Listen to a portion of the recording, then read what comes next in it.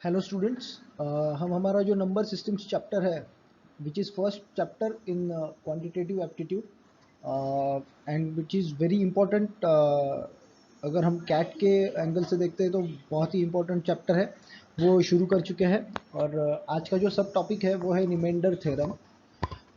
Before starting, let me tell you that Dimensions Academy is the platform where you can get guidance for various MBA entrance exams like CAT, CMAT, MBA CET, ZAT, SNAP, NMAT, MAT and ATMA।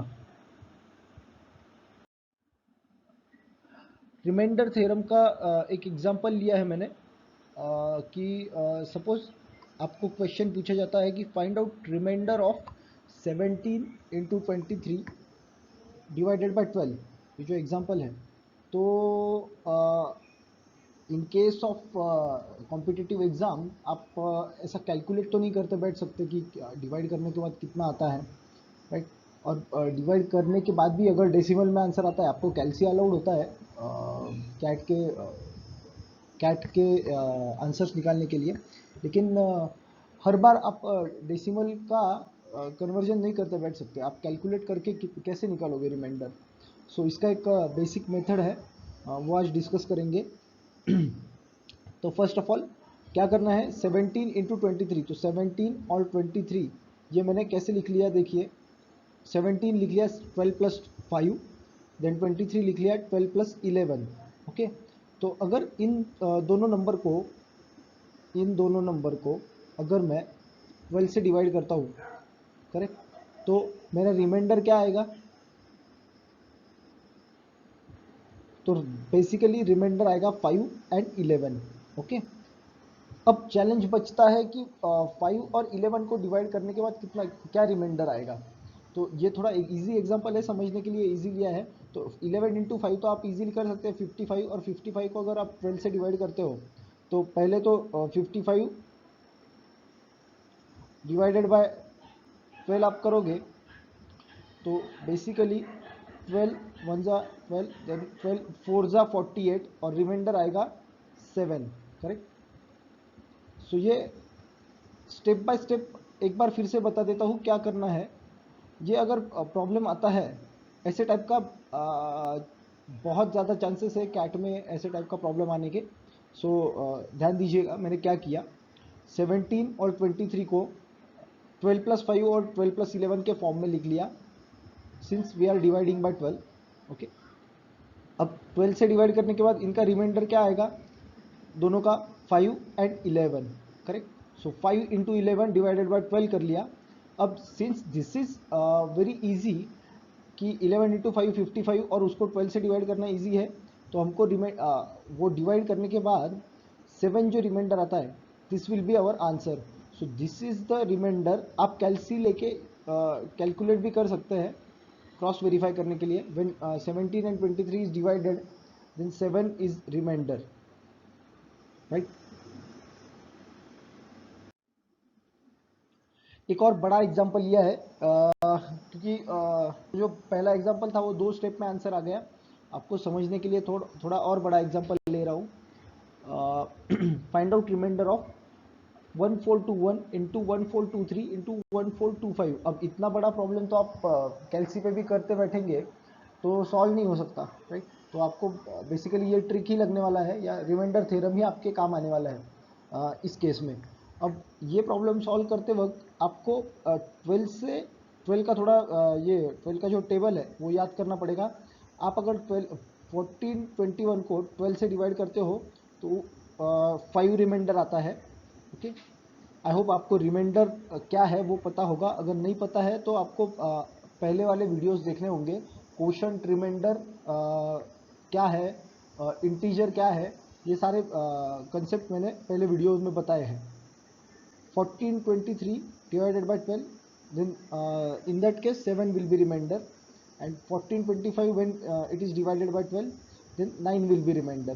Okay, अब basically अब 3 numbers है तो तीनों का reminder का multiplication करके उसको 12 से डिवाइड करना पड़ेगा, राइट। अब इसमें भी कहानी में ट्विस्ट है। अब 7 इंटू 5 अगर करते हैं हम लोग तो 35 आता है, करेक्ट। तो वो तो हम जानते हैं कि 35 आता है। 35 इंटू 9 करने के बाद और बड़ा नंबर आएगा और फिर उसको भी 12 से डिवाइड करना, यानी और उसका रिमाइंडर निकालना, तो ये और चीज़ कॉम्प्लिकेट हो सकती है। तो इसके लिए एक और स्टेप है कि आप ये जो 7 इंटू 5 35 बनाया है ना मैंने, 7 इंटू 5 35, इसको पहले डिवाइड कर लो 12 से। ओके, तो उसका रिमाइंडर आएगा 11, राइट। कैसे आएगा? तो 35 डिवाइडेड बाय 12, जैसे पहले पहले रिमाइंडर लिया था ना यहाँ पे, वो आपको डिवाइड करके देखना ही पड़ेगा। ओके, अब समझा देता हूँ। 1421 अगर हम 12 से डिवाइड करते हैं, 5 रिमाइंडर कैसे आएगा वो बता देता हूँ, फिर आप इसका करके देख लेना, 7 का और 9 का। ओके, तो 12 वन ज़ा 12, ओके, 2 बचे 22, सो 12 वन ज़ा 12 अगेन। ओके, सो फिर बचे 101, सो 12 8 ज़ा 96 करना पड़ेगा।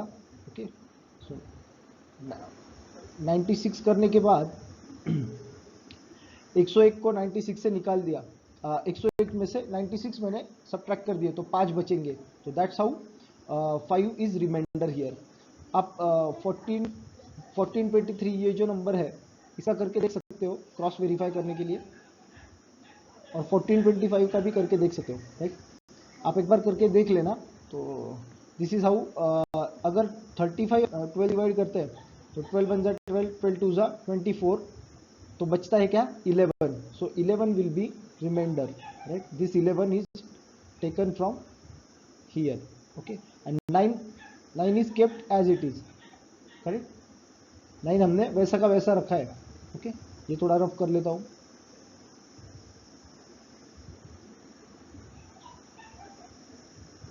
ओके, अब 11 इंटू 9 ये इजी हो जाता है। प्रॉब्लम बहुत इजी हो गया। हम कहाँ थे? इतने बड़े प्रॉब्लम में फंस गए थे।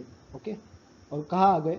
इतने छोटे से प्रॉब्लम तक पहुँच गए। ओके, तो ये है रिमाइंडर थ्योरम का इम्पोर्टेंस, कि प्रॉब्लम को बहुत ही इजी बना देता है ये रिमाइंडर थ्योरम। ओके, तो 11 इंटू 9 अगर करते हैं तो वो आता है 99, डिवाइडेड बाय 12 करेंगे तो अगेन 12 वन ज़ा 12, 12 8 ज़ा 96, correct, and then remainder will be 3, so this will be our answer। तो अगर आपको ये रिमाइंडर थ्योरम नहीं पता होता और अगर आप कैट अटेम्प्ट कर रहे हो, ओके, ये थोड़ा क्लीन कर लेता हूँ। अगर आप कैट अटेम्प्ट कर रहे हो और आपको ऐसा क्वेश्चन आता है तो आपके तो पसीने छूट जाएंगे, करेक्ट। लेकिन ये रिमाइंडर थ्योरम के साथ आप step by step problem easy कर सकते हो। बहुत ही इजी प्रॉब्लम हो गया, और आई गेस मैं एक्सप्लेन कर रहा हूँ फिर भी मुझे बहुत टाइम नहीं लगा। आपको अगर थ्योरम पता होगा, क्विकली अगर सॉल्व करते जाओगे तो आपको 1 या 1.5 मिनट से ज़्यादा टाइम नहीं लगेगा ऐसे टाइप का प्रॉब्लम सॉल्व करने के लिए। अब इसमें और एक टाइप है यूजिंग निगेटिव रिमाइंडर्स। तो अब निगेटिव रिमाइंडर क्या है ये पहले समझा देता हूँ। इफ़ यू, यही एग्जांपल ले लेते हैं, 14 इंटू 15 डिवाइडेड बाय 8 अगर करते हैं, अगर आप 14 को 8 से डिवाइड करते हो तो इसका पॉजिटिव रिमाइंडर क्या आएगा?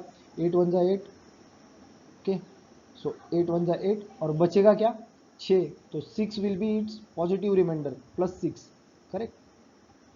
एज अगेंस्ट दैट, अगर आप इसको 14 को ही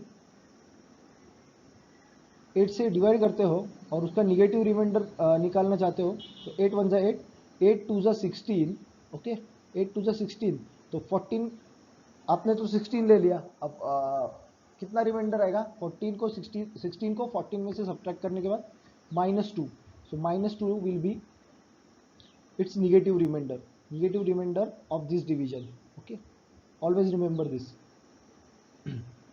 अगेन, अगर 15 को मैंने डिवाइड कर लिया,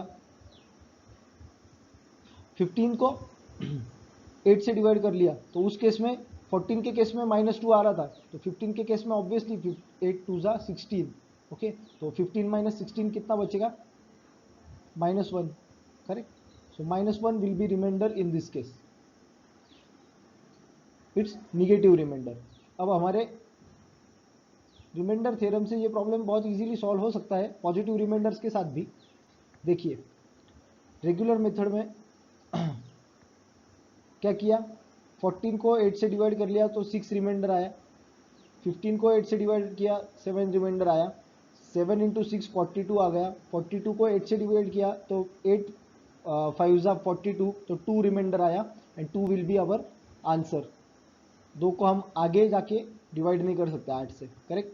सो 2 इज आवर आंसर. ये हुआ हमारा रेगुलर मेथड, करेक्ट.